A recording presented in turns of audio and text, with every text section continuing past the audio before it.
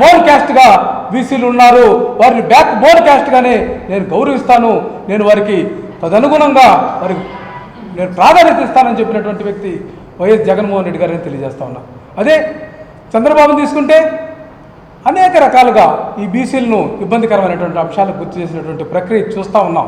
ఏదైతే స్వర్గీయ ఎన్టీ రామారావు గారు బీసీల కోసం అనేక సీట్లు కేటాయించి ఈ రాష్ట్రంలో ఉమ్మడి ఆంధ్రప్రదేశ్ తెలుగు రాష్ట్రాల్లో బీసీలను నాయకులుగా ప్రోత్సహిస్తే చంద్రబాబు నాయుడు రాను రాను వీళ్ళందరి స్థానాలను తన సొంత సామాజిక వర్గం తన సొంత స్నేహితులకు ఒక ఇబ్బందికరమైనటువంటి వాతావరణంలో ఏమాత్రం కూడా బీసీలకు రాజ్యాధికారంలో చట్టసభల్లో చోటు లేకుండా వాళ్ళ సీట్లన్నీ కూడా ఖాళీ చేయించినటువంటి పరిస్థితి వచ్చింది. మరలా దుర్మార్గంగా ఏదైతే పెద్దలు జగన్మోహన్ రెడ్డి గారు అక్రమ కేసుల్లో జైలుకు పోయినప్పుడు శ్రీమతి విజయమ్మ గారు గౌరవాధ్యక్షులుగా ఈ యొక్క ఆంధ్రప్రదేశ్ వైఎస్ఆర్ కాంగ్రెస్ పార్టీ బాధ్యతలు చేపట్టినప్పుడు కూడా ఆ రోజు వైఎస్ఆర్ కాంగ్రెస్ పార్టీ విధానం మాట్లాడుతూ ఉంటే బీసీలకు సముచిత స్థానం కల్పిస్తామంటే ఎద్దేవా చేసినటువంటి చంద్రబాబు నాయుడు మాటలు ఎలా ఉన్నాయంటే 100 సీట్లను మేము ఇస్తామని చెప్తే 100 సీట్లు ఇవ్వడం కాదు, 100 మంది శాసనసభ్యులను అసెంబ్లీకి పంపించే దానికి వైఎస్ఆర్ కాంగ్రెస్ పార్టీ సహకరిస్తుంది. మీకు చిత్తశుద్ధి ఉంటే ఏ స్థానాల్లో బీసీ అభ్యర్థులను మనం ఎంపిక చేద్దామనేది ఒక పెద్ద మనుషులు ఒప్పందం చేసుకుందామని చెప్పి సవాలు విసిరినటువంటి ఘనత వైఎస్ఆర్ కాంగ్రెస్ పార్టీకి ఉంది. ఆ రోజు గౌరవాధ్యక్షురాలుగా ఉన్నటువంటి విజయమ్మకి దొరుకుతుందని సందర్భంగా తెలియజేస్తా ఉన్నా. మరి అటువంటి పరిస్థితి ఉంటే చంద్రబాబు నాయుడు 2014 ముందు 2013లో తన పాదయాత్ర సందర్భంగా బీసీల కోసం 24 అంశాలతో కూడినటువంటి ఒక బీసీల యొక్క డిక్లరేషన్ ప్రకటించి ఏ ఒక్క అంశాన్ని కూడా నెరవేర్చకుండా తన మాయమాటల పబ్బం గడుపుకున్నటువంటి విధానాన్ని గుర్తు చేసుకోవాలి. అట్లాగే బీసీ కార్పొరేషన్ విషయానికి వస్తే తన హయాంలో 2014లో చూస్తే 3 సంవత్సరాల పాటు లబ్ధిదారులను అన్ని సమావేశాలకు వాడుకొని ఈ యొక్క శిక్షణా తరగతుల పేరుతోటి బీసీ కార్పొరేషన్ కార్యాలయాల్లో తిప్పి వాళ్ళకి రూపాయి కూడా ఒక చిల్లి గవగోడిచ్చినటువంటి పాపాన పోని ఒక దుర్మార్గమైనటువంటి పరిపాలన చంద్రబాబు నాయుడు చేశాడని సందర్భంగా తెలియజేస్తా ఉన్నా. అదే కోవలో చంద్రబాబు నాయుడు మాట్లాడినటువంటి మాటలు ఎస్సీ సోదరుల గురించి, ఎస్సీ ఎస్టీలలో ఆ కులాలు ఎవరైనా పుట్టాలని కోరుకుంటారని మాట్లాడినటువంటి నీచ నికృష్టమైనటువంటి ఈ యొక్క సామాజిక దృక్పథం లేని ఒక సీనియర్ నేతగా నేను చాలా సీనియర్ ముఖ్యమంత్రి అని చెప్పుకునేటటువంటి చంద్రబాబు చాలా దుర్మార్గమైనటువంటి వ్యవహారం, ఆయన మనసులోని మాట అది బయటపడ్డాడని చెప్పి సందర్భంగా నేను తెలియజేస్తున్నాను. అదే నిన్న చంద్రగిరిలో ఆ యొక్క తెలుగుదేశం పార్టీ ఇన్ఛార్జిగా ఉన్నటువంటి పులివర్తి నాని సమక్షంలో జరిగినటువంటి ఒక సమావేశం, మీడియా సమావేశం సందర్భంగా సీనియర్ మంత్రి సూలూరుపేటలో దళితులందరూ కూడా గౌరవించుకునేటటువంటి మాజీ మంత్రి పరసా రత్నం గారిని చాలా ఒక చిన్న పిల్లోడు, చిన్న బాలుడిలాగా మీడియా సమావేశంలో వెనక నిలబెట్టినటువంటి ఒక అగౌరవపరిచినటువంటి అమర్యాదగా ప్రవర్తించినటువంటి వ్యక్తి ఈ యొక్క చంద్రబాబు నాయుడు.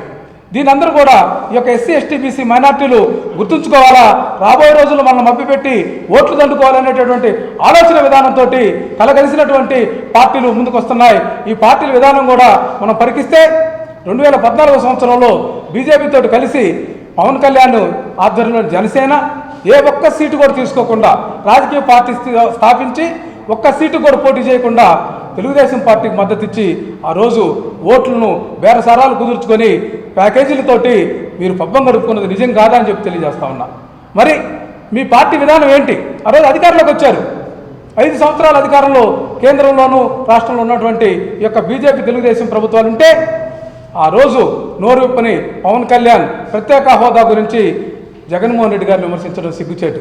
ప్రత్యేక హోదా గురించి చంద్రబాబు నాయుడు గారు ఎన్నికలకు ముందు వ్యూహాత్మకంగా 2019 ఎన్నికలకు ముందు దొంగ దీక్షలు, ప్రత్యేక హోదా దీక్షలు చేసి తర్వాత ఆ యొక్క విధానం మీద మాట మీద నిలబడకుండా రాష్ట్రపతి ఉపరాష్ట్రపతి ఎన్నికల్లో ఆ యొక్క బీజేపీ సంకనాగిన మాట వాస్తవం కాదా మీరు చూడండి. ఇటువంటి నిర్ద్వంద్వమైనటువంటి ఇటువంటి ద్వంద్వ వైఖరి కలిగినటువంటి విధానాలు చేస్తున్నటువంటి విధానాలను రెండింటిని బేరీజు వేసుకోండి. జగన్మోహన్ రెడ్డి గారి యొక్క ఆలోచన విధానం చూడండి, చంద్రబాబు నాయుడు గారి యొక్క ఆలోచన విధానం చూడాలని చెప్పి ఈ రాష్ట్రంలో ఉన్నటువంటి బీసీ ఎస్సీ ఎస్టీ మైనార్టీ ప్రజలందరూ కూడా మేమంతా కూడా కోరుతా ఉన్నాం. ఖచ్చితంగా రాబోయే రోజుల్లో బీసీ ఎస్సీ ఎస్టీ మైనార్టీల యొక్క జనాభా తామస పద్ధతిన పరిపాలన తీసుకునేదానికి ఆయన సాహసం చేస్తూ ఉన్నారు. దీనికి పార్టీ నాయకులందరూ కూడా సహకరించాలని ప్రార్థిస్తూ ఉన్నారు. మరి చూస్తూ ఉన్నాం కులగణన అంశం. మరి కులగణన మీద ఏ రోజైనా చంద్రబాబు నాయుడు మాట్లాడాడని చెప్పి సందర్భంగా నేను నిలదీస్తా ఉన్నా. మరి కులగణన అంశం తీసుకుంటే రేపు 19వ తేదీన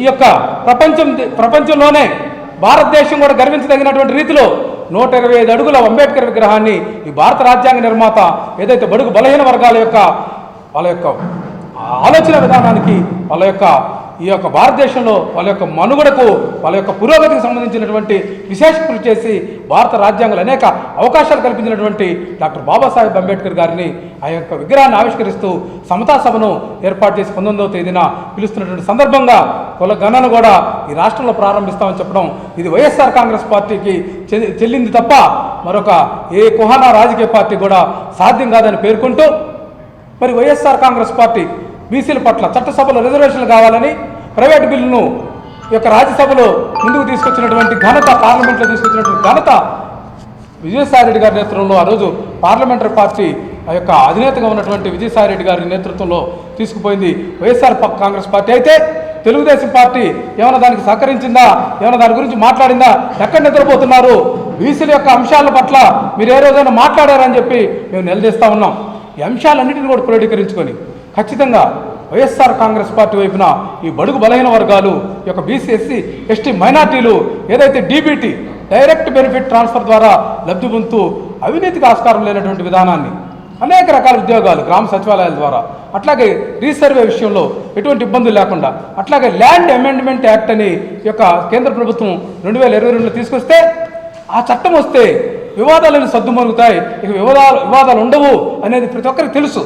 కానీ ఈ చట్టాన్ని కూడా చంద్రబాబు నాయుడు, లోకేష్ గారు నిర్వీర్యం చేయాలని ఈ యొక్క అమెండ్మెంట్ చేసుకున్నటువంటి రాష్ట్ర ప్రభుత్వ ఆలోచన విధానాన్ని కూడా తప్పుపడుతూ లోపాయికారిగా న్యాయవాదులను రెచ్చగొట్టి ప్రభుత్వం మీద ఉసిగలుపుతున్నటువంటి విధానాన్ని ఖచ్చితంగా ప్రతి ఒక్కరు ఖండించాలి. ఈ యొక్క వైఎస్ఆర్ కాంగ్రెస్ పార్టీ న్యాయ విభాగం కానీ, న్యాయ కోవిదులు కానీ ఈ విషయంలో ఖచ్చితంగా నిర్ణయం తీసుకుని ముందుకు పోతున్నారు. ప్రజలందరూ కూడా ఇది అర్థం చేసుకోవాలి. ల్యాండ్ అమెండ్మెంట్ యాక్ట్ను 2022ను ఆంధ్రప్రదేశ్ ప్రభుత్వం అమెండ్మెంట్ చేసుకొని అడాప్ట్ చేసుకొని ముందుకు తీసుకుపోతుంటే మీకేంటి బాధ? భూ సమస్యలన్నీ కూడా పరిష్కారం అయ్యేటటువంటి ఒక చట్టాన్ని ముందుకు తీసుకుపోతుంటే మీరు ఏ విధంగా బాధపడుతున్నారో ఈ సందర్భంగా తేటతెల్లమవుతుంది. మీ యొక్క కుట్రలు, కుతంత్రాలు, కుళ్ళుబోతు చర్యలన్నిటికీ కూడా చరమాంకం పడబోయే రోజు మరి ఎంతో కాలం లేదు. రాబోయే ప్రభుత్వం జగన్మోహన్ రెడ్డిదే. ప్రజలంతా ఏదైతే 80% ఉన్నటువంటి రాష్ట్ర ప్రజలందరూ కూడా జగన్మోహన్ రెడ్డి గారి నాయకత్వాన్ని కోరుకుంటున్నారు. మీరు ఎన్ని కుట్రలు, కుతంత్రాలు పడినా అవి వల్ల కాదని చెప్పి ఈ సందర్భంగా మీ అందరూ కూడా తెలియజేస్తూ ప్రజలంతా కూడా రాబోయే రోజులు అప్రమత్తంగా ఉండాలని, మీరందరూ కూడా ప్రతి ఒక్క విధానాన్ని కూడా నిశ్చితంగా పరిశీలించి జగన్మోహన్ రెడ్డి గారి నాయకత్వాన్ని బలపరచాలని కోరుకుంటూ సెలవు తీసుకుంటాం.